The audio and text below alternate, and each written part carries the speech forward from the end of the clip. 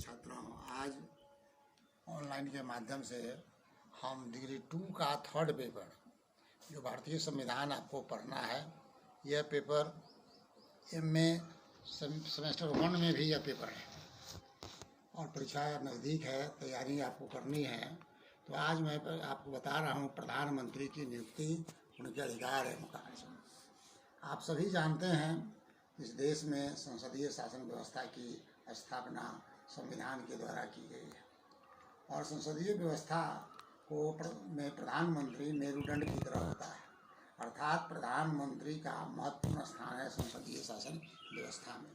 संसदीय इस व्यवस्था में दो तरह की कार्यपालिका होती है, एक संवैधानिक प्रधान जिसको हम राष्ट्रपति कहते हैं और दूसरा है वास्तविक प्रधान जो प्रधानमंत्री के नाम से जाना जाता है।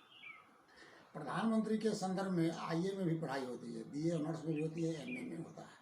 अब अवसर है आपका लिखने की कि आईए का लड़का क्या लिखेगा, बीए ऑनर्स के लड़के क्या लिखेंगे, एमए में लड़के इस क्वेश्चन को कैसे लिखेंगे।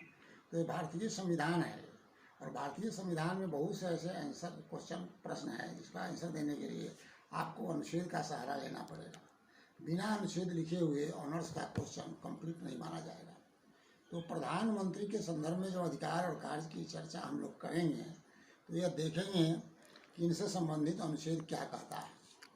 प्रधानमंत्री संसदीय व्यवस्था में महत्वपूर्ण स्थान है, वह प्रशासन का केंद्र बिंदु होता है।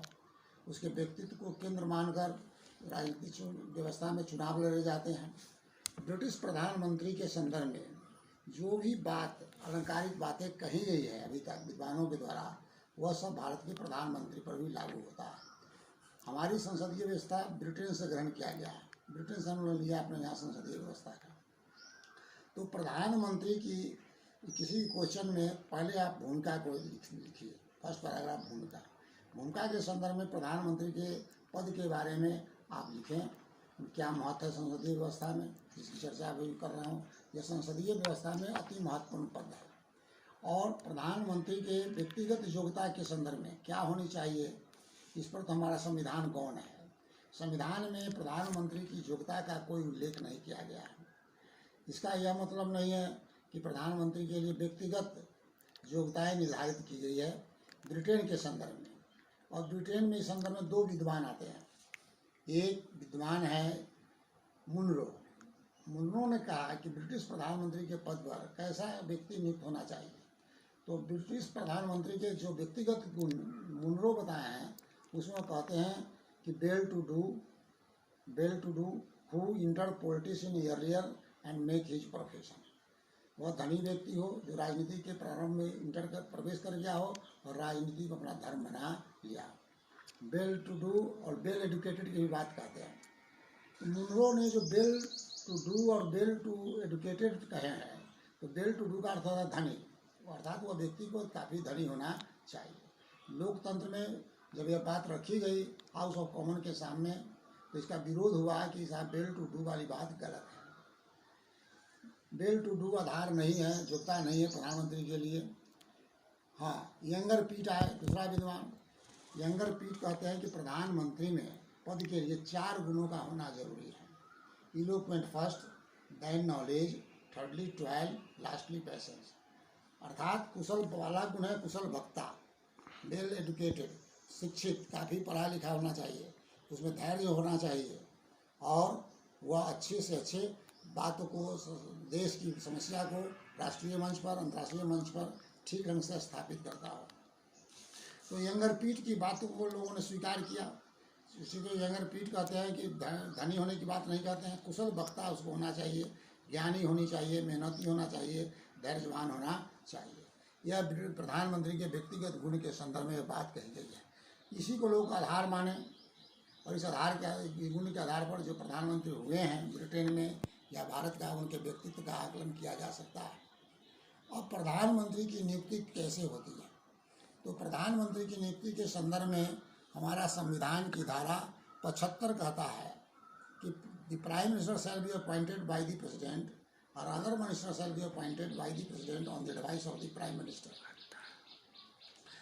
प्रधानमंत्री की नियुक्ति राष्ट्रपति के द्वारा होगी, अन्य मंत्रियों की नियुक्ति प्रधानमंत्री के परामर्श पर राष्ट्रपति के द्वारा होगी। तो संविधान की धारा यह जो आर्टिकल दे रहा है 75 में प्रधानमंत्री की नियुक्ति के अनुसार नियुक्ति की प्रक्रिया, उसमें यह लगता है कि प्रधानमंत्री की नियुक्ति में राष्ट्रपति सर्वे सर्वा है, लेकिन बात ऐसी नहीं है। ठीक है कि संविधान उनको अधिकार देता है, लेकिन प्रधानमंत्री की नियुक्ति में राष्ट्रपति संसदीय परंपरा से बंधे हुए हैं। और संसदीय परंपरा में कहा गया है कि लोकसभा में बहुमत दल का नेता जो चुना जाता है उसी को राष्ट्रपति पद संभालने के लिए नियुक्त करते हैं, उनको आमंत्रित करते हैं। तो बहुमत दल का नेता स्पष्ट होना चाहिए, वह व्यक्ति बहुमत दल का नेता है। अगर बहुमत दल का नेता स्पष्ट हो जाता है तो राष्ट्रपति उस व्यक्ति को बुलाकर प्रधानमंत्री के पद पर नियुक्त करते हैं। हाँ, कुछ खास परिस्थिति है जिसमें राष्ट्रपति अपने स्वविवेक का प्रयोग कर सकते हैं, प्रधानमंत्री की नियुक्ति में स्वविवेक का प्रयोग कर सकते हैं। ये परिस्थितियाँ क्या है? पहला कि जब बहुमत दल का नेता स्पष्ट न हो, बहुमत दल का नेता स्पष्ट न हो, एक से अधिक व्यक्ति उस पद के दावेदार हो, तो इन परिस्थितियों में राष्ट्रपति अपनी नियुक्ति में स्वविवेक का प्रयोग कर सकते हैं। लेकिन राष्ट्रपति को स्वविवेक के प्रयोग करते समय इस बात को ध्यान में रखना पड़ता है कि जिसको हम नियुक्त करने जा रहे हैं वह संसद में विश्वास मत प्राप्त करेंगे कि नहीं करेंगे। अगर विश्वास मत प्राप्त नहीं करते हैं वह, तो राष्ट्रपति की शिकायत होती है और यह कहा जा सकता है कि राष्ट्रपति ने प्रधानमंत्री के कैंडिडेट के सिलेक्शन में ठीक से अपने स्वविवेक का प्रयोग नहीं किया।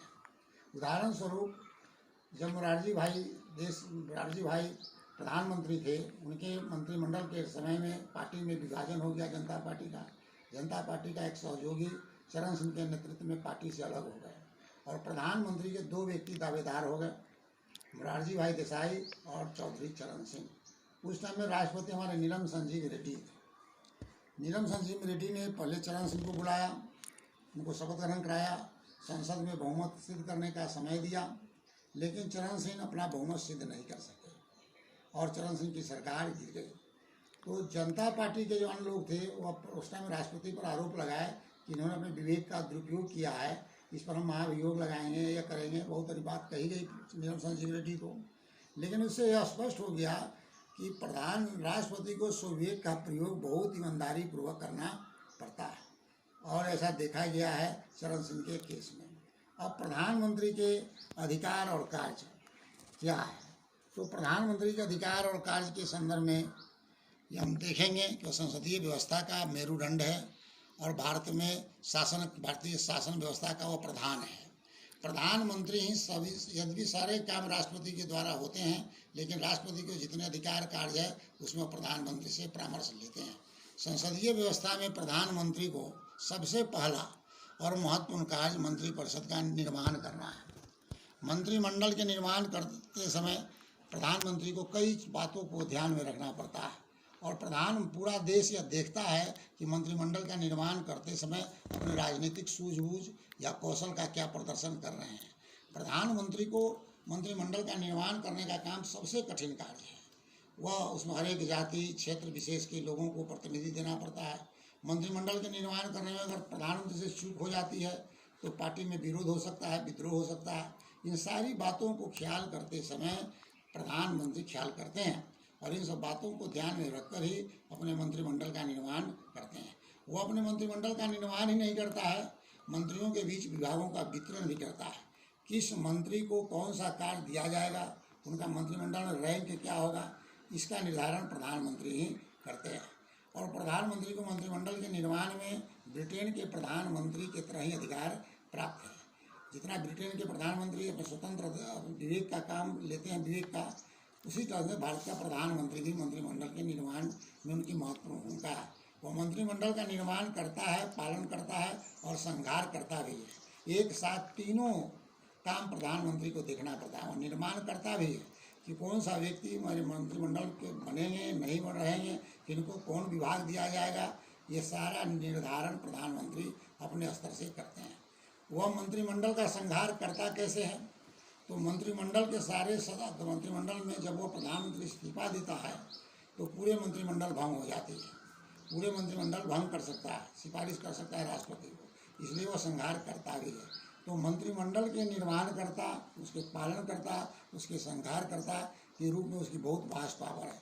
इसके बारे में गलड स्टोन कहते हैं, द प्राइम मिनिस्टर द के stone of the cabinet arch.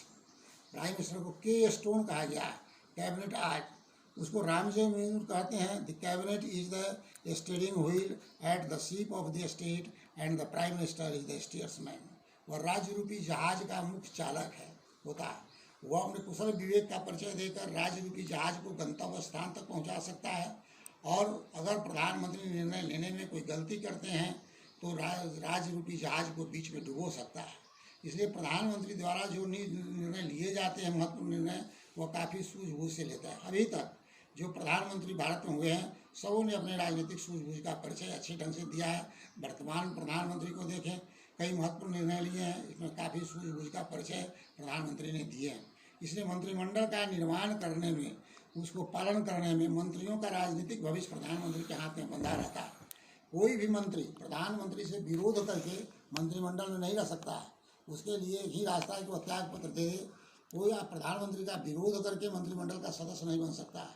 प्रधानमंत्री मंत्रिमंडल को लेकर चलता है। मंत्रिमंडल अपने कार्य के लिए सामूहिक रूप से संसद के प्रति उत्तरदायी होता है। ये सामूहिक रूप से संसद के प्रति उत्तरदायी होते हैं। तो मंत्रिमंडल के गठन में उसकी भूमिका को हम लोग रेखांकित कर रहे हैं, देख रहे हैं। और दल का नेता, वह दल का सर्वोच्च नेता होता है। दल में अनुशासन बनाए रखने की जवाबदेही प्रधानमंत्री को होता है। वह लोकसभा के अंदर, लोकसभा से बाहर अपने दल का नेतृत्व करता है। दल का राजनीतिक भविष्य बहुत हद तक प्रधानमंत्री के व्यक्तित्व पर निर्भर करता है। वह दल के नेता होने के चलते से दल के सारे महत्वपूर्ण निर्णय प्रधानमंत्री की इच्छा के अनुसार या उनसे सलाह मशविरा करके पार्टी का प्रेसिडेंट होता है, वह निर्णय लेता है। लोकसभा का नेता, वह लोकसभा का नेता लोकसभा के नेता के चलते ही वह प्रधानमंत्री के पद पर है। अब लोकसभा के संचालन में वह अध्यक्ष की सहायता करता है।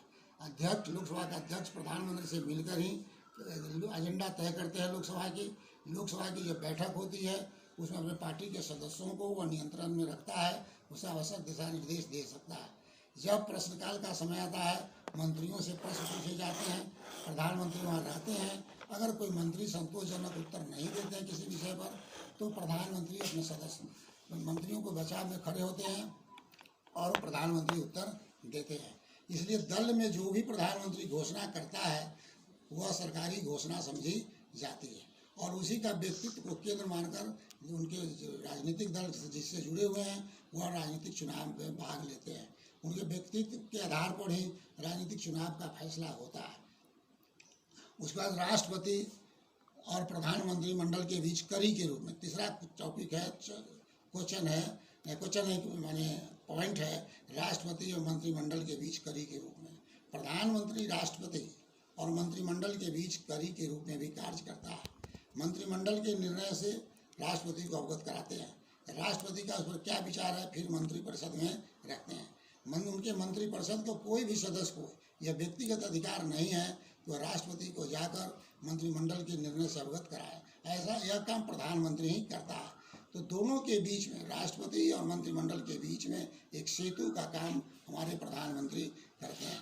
अंतर्राष्ट्रीय क्षेत्र में देश का प्रतिनिधित्व, अंतर्राष्ट्रीय जगत में जब भी प्रधानमंत्री कोई सम्मेलन में भाग लेने के लिए जाते हैं, किसी देश की सरकारी यात्रा पर जाते हैं, तो वह किसी पार्टी के नेता की हैसियत से नहीं जाते हैं, वह भारत के प्रधानमंत्री की हैसियत से जाते हैं।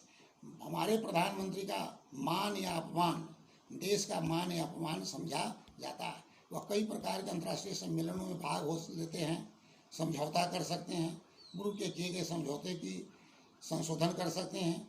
यहाँ पर हमारे प्रधानमंत्री के जो अधिकार है, वो अमेरिका के राष्ट्रपति से ज़्यादा महत्वपूर्ण है। अमेरिका का राष्ट्रपति दूसरे देश के साथ संधि तो कर सकता है, समझौता तो कर सकते हैं, लेकिन उनके संधि और समझौते को सीनेट में संपुष्टि के लिए भेजा जाता है। जब तक सीनेट उसको संपुष्ट नहीं करता है, तो राष्ट्रपति के द्वारा लिए गए सारे जो समझौता है वो गलत माना जाता है, प्रभावकारी नहीं होता है। हमारे प्रधानमंत्री किसी देश के साथ संधि या समझौते करते हैं, तो उसकी संपुष्टि राज्यसभा या लोकसभा से नहीं होती है, वो अंतिम समझा जाता है। जितने भी समझौते हुए, ताशकंद समझौता देखिए 1971 में भारत पाकिस्तान के बीच में समझौता हुआ से, उसके पहले चीन के साथ समझौता किया, सब पर प्रधानमंत्री किए हैं। उसको संसद से अनुमोदन की जरूरत नहीं है, काफ़ी अधिकार उनको यहाँ दिया गया है। भले ही विदेश विभाग प्रधानमंत्री के पास हो या नहीं हो, लेकिन प्रधानमंत्री विदेश के नीति के निर्धारण में इसकी अहम भूमिका होती है। यह विदेश नीति का निर्धारण, किस देश के साथ हमको कौन सा संबंध स्थापित करना है, नहीं करना है, व्यक्तिगत निर्णय प्रधानमंत्री का होता है। नियुक्ति संबंधी अधिकार, महत्वपूर्ण पदों पर जितनी नियुक्तियां होती है यद्यपि वह राष्ट्रपति के द्वारा होती है, लेकिन वास्तव में ये सारे महत्वपूर्ण नियुक्तियां प्रधानमंत्री के परामर्श पर ही राष्ट्रपति के द्वारा होता है। इसलिए हम नियुक्ति संबंधी अधिकार में भी प्रधानमंत्री का जो अधिकार है वो अमेरिका के राष्ट्रपति से ज़्यादा है। अमेरिका के राष्ट्रपति जितनी महत्वपूर्ण पदों पर नियुक्ति करते हैं वो सबकी संपुष्टि सीनेट में होता है। बिना संपुष्टि, जब तक सीनेट संपुष्ट नहीं करेगा तब तक वह नियुक्ति वाला कार्य अधूरा माना जाएगा। अब हम लोग निष्कर्ष के रूप में आते हैं। प्रधानमंत्री के अधिकार कार्य से जुड़े हुए महत्वपूर्ण तथ्यों के अवलोकन करने के बाद हम इस निष्कर्ष पर आते हैं कि भारतीय शासन व्यवस्था में प्रधानमंत्री का स्थान बड़ा महत्वपूर्ण है। प्रधानमंत्री के व्यक्तित्व एवं कृतित्व पर पूरा देश का राजनीतिक भविष्य टिका हुआ है। लॉर्ड एक्सपोर्ट ने ठीक ही लिखा है, the office of the prime minister is what its holder choose to take it. एक प्रभावशाली व्यक्ति जब इस पद पर आता है तो अपने पद की गरिमा में वृद्धि करता है, वो अधिक शक्तिशाली बनाता है। एक कमजोर व्यक्तित्व वाला व्यक्ति अगर इस पद पर आसीन हो जाए तो इस पद की महत्ता को वह ऊंचाई तक नहीं ले जा सकता है। धन्यवाद। ये क्वेश्चन की तरीका लिखने का। अब क्वेश्चन कैसे लिखें जब प्रधानमंत्री बनाए, तो हम इसको निम्नलिखित पैराग्राफ में बांट रहे हैं। फर्स्ट पैराग्राफ भूमिका, देन दूसरा पैराग्राफ प्रधानमंत्री की योग्यता के संदर्भ में लिखिए, थर्ड पैराग्राफ आप अधिकार कार्य पर लिखिए, फोर्थ पैराग्राफ में आप निष्कर्ष दीजिए। पॉइंट को तैयार कर लीजिए। आपको हर हालत में इस क्वेश्चन को आंसर 35 मिनट में देना पड़ेगा। आपके पास एग्जामिनेशन में 35 मिनट का समय पॉइंट पर बनाया गया ये आंसर है। अगर आप 30 मिनट तक लिखने के बाद आप देखें कि 30 मिनट तक हम कितना लिखे हैं, अगर आपको लगे कि साहब 5 मिनट में हम शेष बात नहीं लिख सकते हैं तो वहाँ आप संक्षेप कर दीजिए। पॉइंट अधिकार कार्य में 5-6 अधिकार कार्य है, 4 ठो आप लिखिए और 2 ठो से लिखिए कि पैराग्राफ चेंज करेंगे प्रधानमंत्री के उपयुक्त अधिकार के अतिरिक्त अन्य अधिकार भी है, सिर्फ पॉइंट लिखकर छोड़ दीजिए। निष्कर्ष लिखिए। क्वेश्चन में इंट्रोडक्शन और निष्कर्ष का होना बहुत जरूरी है। इंट्रोडक्शन क्या है, क्वेश्चन आंसर का मस्तिष्क है और निष्कर्ष निचोड़ है। इसलिए आपका इंट्रोडक्शन पढ़ने से ही ऐसा लगे कि प्रधानमंत्री के बारे में लड़का को क्लियर कट कंसेप्शन है, वह जानता है। इसलिए इंट्रोडक्शन को प्रभावशाली लिखना चाहिए। निष्कर्ष अपनी होनी चाहिए, निचोड़ अपनी भाषा में, सारे क्वेश्चन का आंसर अपनी भाषा में लिखें। फिर दूसरे बार हम लोग दूसरे क्वेश्चन के साथ मिलेंगे आपसे। धन्यवाद।